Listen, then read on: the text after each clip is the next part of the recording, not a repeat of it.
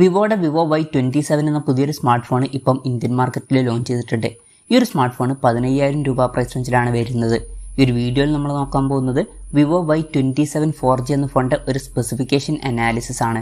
നമ്മൾ ആദ്യം എടുത്തു പറയേണ്ട ഫീച്ചേഴ്സിനെ പറ്റി പറയുകയാണെന്നുണ്ടെങ്കിൽ ഈ ഒരു ഫോണിൽ അങ്ങനെ എടുത്തു പറയേണ്ട ഫീച്ചേഴ്സ് ഉള്ളതായിട്ടൊന്നും തോന്നിയിട്ടില്ല.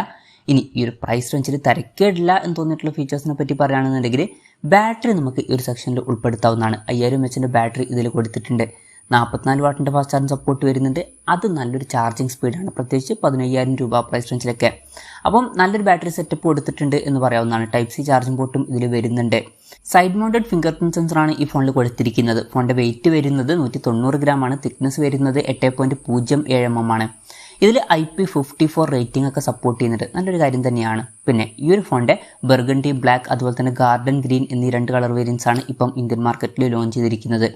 പിന്നെ ഈ ഒരു 15,000 രൂപ പ്രൈസ് റേഞ്ചിൽ തന്നെ ഈ ഫോണിൽ 6GB റാം 128GB ഇൻറ്റേർണലൊക്കെ വരുന്നുണ്ട്. നല്ലൊരു കാര്യം തന്നെയാണ്.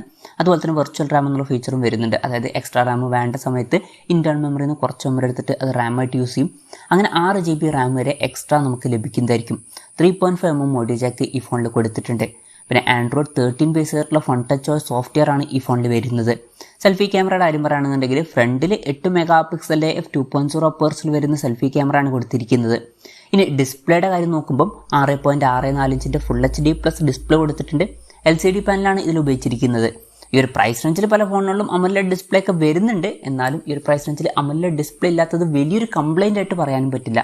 എന്നാലും AMOLED ഡിസ്പ്ലേ ഉള്ള ഫോണുകളൊക്കെ വേണം എന്നുണ്ടെങ്കിൽ അതിനുള്ള ഓപ്ഷൻസ് ഒക്കെ ഉണ്ട്. ആ ഒരു കാര്യം ഒന്ന് ഓർത്ത് വെക്കുക. ഫോണിൻ്റെ പീക്ക് ബ്രൈറ്റ്നസ് വരുന്നത് 600 nits ആണ്.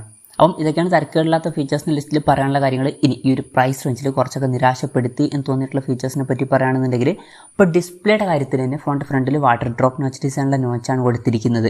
ഈ ഒരു പ്രൈസ് റേഞ്ചിലൊക്കെ വരുന്ന ഒരു ഫോണിൽ നമ്മൾ പഞ്ച്വൽ ഡിസൈൻ എക്സ്പെക്ട് ചെയ്യുന്നുണ്ട്. പ്രത്യേകിച്ച് ഇതിൽ AMOLED ഡിസ്പ്ലേ ഇല്ല എന്നുള്ള കാര്യം നമ്മൾ കൺസിഡർ ചെയ്യുമ്പോൾ അപ്പം അത് കുറച്ച് നിരാശപ്പെടുത്തി എന്നാണ് എനിക്ക് തോന്നിയിട്ടുള്ളത്. അതുപോലെ തന്നെ കൂടിയ റിഫ്രഷ് റേറ്റ് സപ്പോർട്ട് ചെയ്യുന്നില്ല.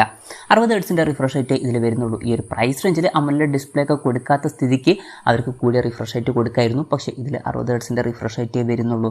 അപ്പം അതും കുറച്ച് നിരാശപ്പെടുത്തി എന്നാണ് എനിക്ക് തോന്നിയിട്ടുള്ളത്. പിന്നെ എടുത്തു പറയേണ്ട ഒരു കാര്യം എന്ന് പറയുന്നത് പ്രോസസ്സറാണ്. mediatekൻ്റെ helio G85 എന്നുള്ള പ്രോസസ്സറാണ് ഇതിൽ കൊടുത്തിരിക്കുന്നത്. ഈ ഒരു പ്രൈസ് റേഞ്ചിൽ ഈ പ്രോസസ്സർ എങ്ങനെയുണ്ടെന്ന് വെച്ചാൽ ഈ ഒരു പ്രൈസ് റേഞ്ചിന് പറ്റിയിട്ടുള്ള ഒരു പ്രോസസ്സർ അല്ല ഈ ഒരു പ്രോസസ്സർ. ഈ ഒരു പ്രോസസ്സർ എന്ന് പറയുന്നത് 10,000 രൂപയ്ക്ക് താഴെ വരുന്ന ഫോണുകൾക്കൊക്കെ പറ്റിയിട്ടുള്ള ഒരു പ്രോസസ്സറാണ്. ഈ ഫോൺ 15,000 രൂപ പ്രൈസ് റേഞ്ചിലാണ് വരുന്നത്. അപ്പോൾ നിങ്ങൾ മെയിനായിട്ട് നോക്കുന്നത് പെർഫോമൻസ്, ഗെയിമിങ് ഇതുപോലുള്ള കാര്യങ്ങളൊക്കെയാണ് എന്നുണ്ടെങ്കിൽ ബെറ്റർ ആയിട്ടുള്ള പ്രോസസ്സറുമായിട്ട് വരുന്ന ഫോണുകൾ ഈ ഒരു പ്രൈസ് റേഞ്ചിൽ വരുന്നുണ്ട്. അതൊക്കെ നോക്കുന്നതായിരിക്കും നല്ലത്. പ്രോസസ്സറൊക്കെയാണ് മെയിനായിട്ട് നോക്കുന്നത് എന്നുണ്ടെങ്കിൽ ഈ ഒരു പ്രൈസ് റേഞ്ചിൽ ചില ഫോണുകളിൽ സ്നാപ്ഡ്രാഗൺ 695 എന്നുള്ള പ്രോസസ്സറുമായിട്ട് വരുന്ന ഫോണുകളൊക്കെ വരുന്നുണ്ട്. അതുപോലെ തന്നെ mediatek Dimensity 810 എന്ന പ്രോസസ്സറുമായിട്ട് വരുന്ന ഫോണുകൾ വരുന്നുണ്ട്. ഈവൻ mediatek Dimensity 920 എന്ന പ്രോസസ്സറുമായിട്ട് വരുന്ന ഫോണുകളും ഈ ഒരു പ്രൈസ് റേഞ്ചിൽ ഇപ്പം വരുന്നുണ്ട്. അതുപോലുള്ള ഫോണുകളൊക്കെ നോക്കുന്നതായിരിക്കും കുറച്ചും കൂടി നല്ലത്. പിന്നെ പറയേണ്ട മറ്റൊരു കാര്യം ബാക്ക് ക്യാമറയുടെ കാര്യമാണ്. ഫോണിൻ്റെ പിന്നിൽ ഡുവൽ ക്യാമറ സെറ്റപ്പ് കൊടുത്തിട്ടുണ്ട്. 50 മെഗാപിക്സലിൻ്റെ f1.8 അപ്പേഴ്സിൽ വരുന്ന മെയിൻ ക്യാമറ സെൻസറാണ് ഈ ഫോണിൽ വരുന്നത്. 2 മെഗാപിക്സലിൻ്റെ f2.4 അപ്പേഴ്സിൽ വരുന്ന ഡെപ്ത് സെൻസറും ഇതിൽ കൊടുത്തിട്ടുണ്ട്.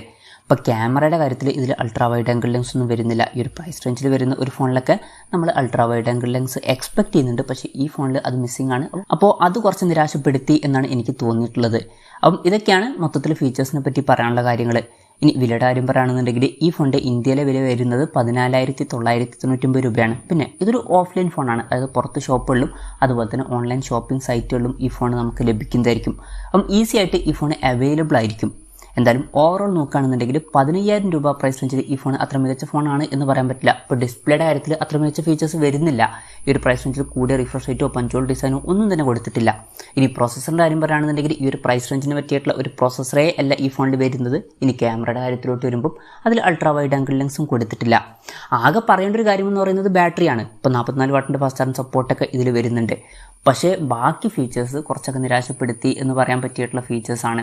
അപ്പം ഈ ഒരു പ്രൈസ് റേഞ്ചിൽ ഇത് അത്ര മികച്ചൊരു ഫോണായിട്ട് എനിക്ക് തോന്നിയിട്ടില്ല. അപ്പോൾ എൻ്റെ ഒരു അഭിപ്രായത്തിൽ ബെറ്റർ ആയിട്ടുള്ള ഓപ്ഷൻസ് പലതും ഉണ്ട്. അതൊക്കെ നോക്കുന്നതായിരിക്കും കുറച്ചും കൂടി നല്ലത്. എന്തായാലും ഈ ഒരു ഫോണിനെ പറ്റിയിട്ടുള്ള നിങ്ങളുടെ അഭിപ്രായം ജസ്റ്റ് ഒന്ന് കമൻറ്റ് ചെയ്യുക.